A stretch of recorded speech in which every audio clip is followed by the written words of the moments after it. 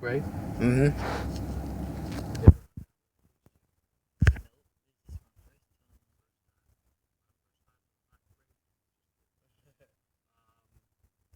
Where do you live?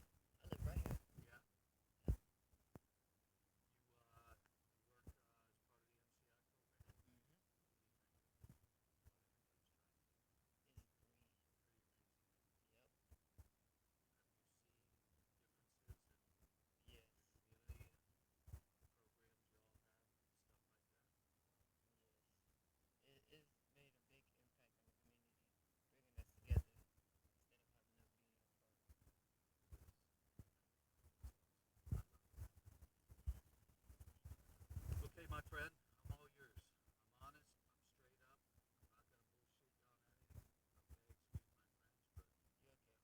I'm not gonna bullshit you on anything. Okay, excuse my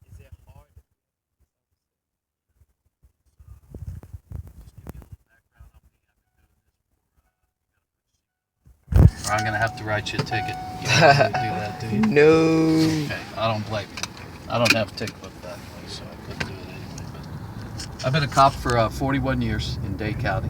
Mm-hmm. I spent 30 years with the Miami Beach Police Department, and retired there as an assistant chief, and then came to Key Biscayne, where I took over the chief's job, and I've been there for almost 12 years.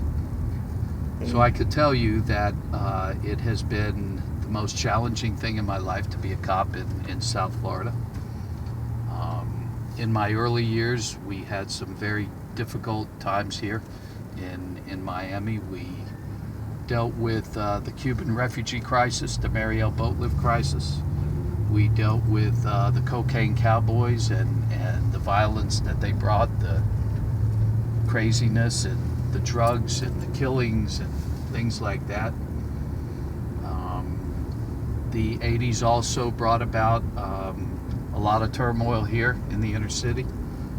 There were some very questionable police shootings involving members of the African American community, and one in particular bad chase where Arthur McDuffie was killed. Oh yeah, I was just reading And about that today. those were some very, very brutal, horrible riots here in Liberty City and in Overtown. Mm-hmm. That's where I got my first feel for, how tough it is to work with cops and inner city community, and that's when I realized that I had to do more. But the problem is that people grow up with a certain feeling about cops. We're not the most liked people in the world, and cops grow up with certain prejudices from their childhoods about certain communities or just about anything in life. We've all got certain prejudices that are passed down from generation to generation, whether it's race-based, whether it's, in my case, because I'm a cop, things of that nature. So as a cop, you have to figure out how to do your job, which is enforcing the law, and do it the right way without getting everybody angry, without making terrible mistakes. And thank God so far I've been able to do that. All right. Second question. Um, you said I remember you said you was talking about your family how they were police. Did you have any other goals instead of being a police officer? Yeah, I didn't want to be a cop.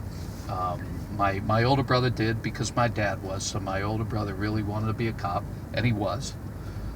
Really good cop, by the way. But I wanted to be an accountant because I thought if I went into accounting, I could make money, and police officers don't make a lot of money. So I went to Miami-Dade College, and I got my degree, associate's degree in accounting. And it was the worst thing I ever did in my life. It was a horrible job. To me, it was a horrible career. And I disliked it so much, I lasted about 3 weeks. And the only other thing I wanted to do at that point was I wanted to be a pilot. And unfortunately, you have to be a super smart guy to be a pilot. And I'm not a super smart guy. So my brother asked me to get in a cop car with him and go out for a ride similar to what we're doing. And we got involved in something that was extremely crazy, extremely dangerous, and extremely exciting. And from that point on, I figured, wow, that was pretty wild. I like that. I could give it a try, and if I don't like being a cop, I don't have to stay being a cop. And that was 41 years ago. Have you ever had any trouble like arresting someone? I've arrested hundreds of people in my career. I've had very difficult arrests where I've been in grave danger. I've never killed anybody. I have had my butt kicked. I've kicked some butts. It's a dangerous job that we do, but I've managed to put real bad guys, and I mean real bad guys, murderers, rapists, armed robbers, drug dealers in jail. And thank God I've never had to kill anybody. So it's never fun putting somebody in jail. It's never a good thing unless that person is an extremely bad person. And if that's the case, it's a very good feeling to know that I put a rapist or I put a murderer or I put a drug dealer in jail. I feel good because I think that's more positive for society than if I didn't put them in jail. Alright. Well, what question am I on? Fourth question. Have you ever had to like go to the court and like have you ever like the police like in the Supreme Court when they just stand? Have you ever did that before? And testify? Yeah. In a courtroom? Many times. And I could tell you that's kind of interesting. It's very challenging because the attorneys on the other side, all they want to do is make you look bad as a witness. And whether I'm a cop or whether I'm a civilian witness, I'm just a witness, and my testimony can either work well to put somebody in jail. I can give bad testimony, I could lie, I could do terrible things. I chose to just tell the truth. And if the court found the person guilty, then that's the case. If the court decided that the person was not guilty, that's the way the world works, and I did my job. I arrested somebody, or I wrote a ticket to somebody that I felt was endangering someone's life or doing something very wrong. So I did my job, and then I testified in court, and I was honest, whether it was what could have prosecuted them or what wasn't enough to prosecute them. And if it went my way, that was good. If it didn't go my way, that was good too, because that's the system that we have. Last question. If you was in a situation where there was a gun pointed in your head, what would be the procedure that you have to go through?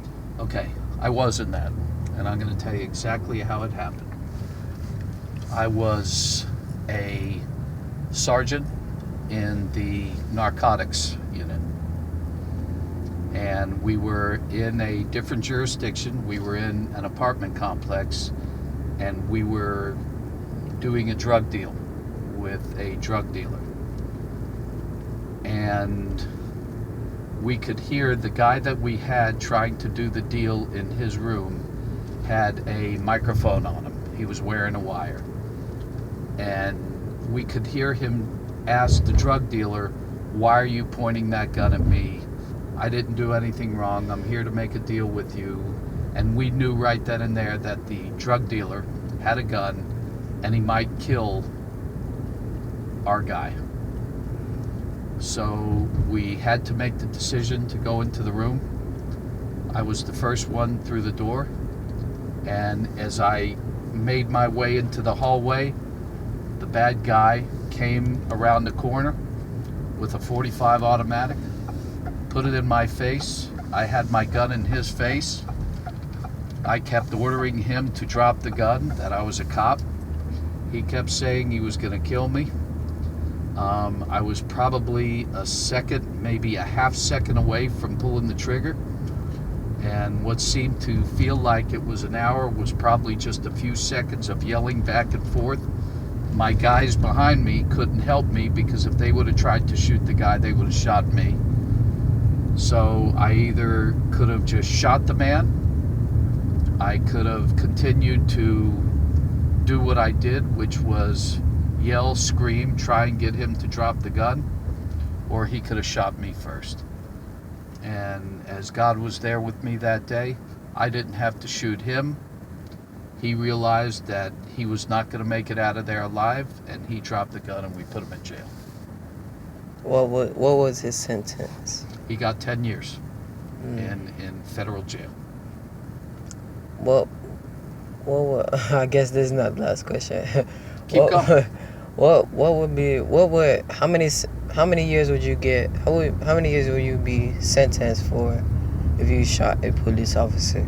Like, if you shot one, would it be different, or would it be the same?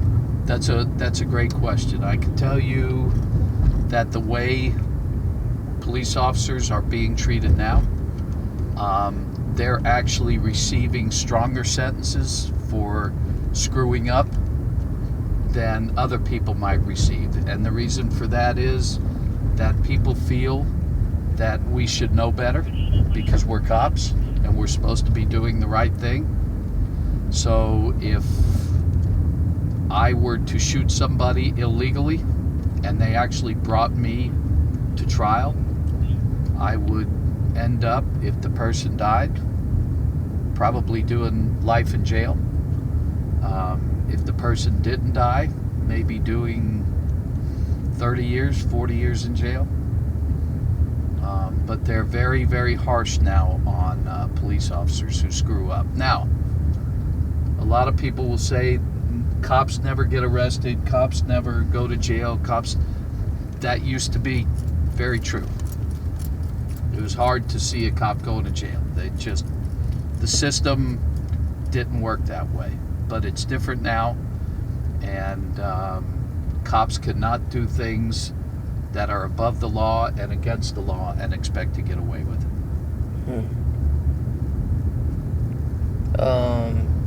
You have worked in the undercover, right? Yes, I have.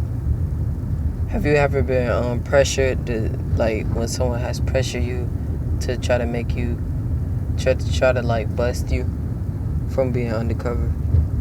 No. When I was working undercover, it was many years ago, and it was during the Cocaine Cowboys time. It was like the Wild Wild West. It was a lot of bad guys here in South Florida, and a lot of guns, and a lot of drugs, and a crazy time to be an undercover guy, but we always did it the right way. At least the guys that were on my team, the guys that I worked with, absolutely did it the right way, because that's the only way I live my life. And I was never pressured to do the wrong thing or to screw up in any way. Has one of your teammates ever been, like, injured? I have had 3 friends of mine who've been killed. One a very, very good friend who actually died in a drug deal that went bad. Scotty Rako. His daughter was the same age as my daughter. She was 6 months old when he was killed. Donald Kramer, who was killed by a Mariel refugee who shot behind the head, tried to help the guy out and get him a meal on Christmas Day, and the guy was crazy and he shot him in the head. So I've literally lost 3 friends of mine in the line of duty like that. It sucks. by the Yeah. way. Well, that's all the questions I would be asking you. Thank you for your time, Chief.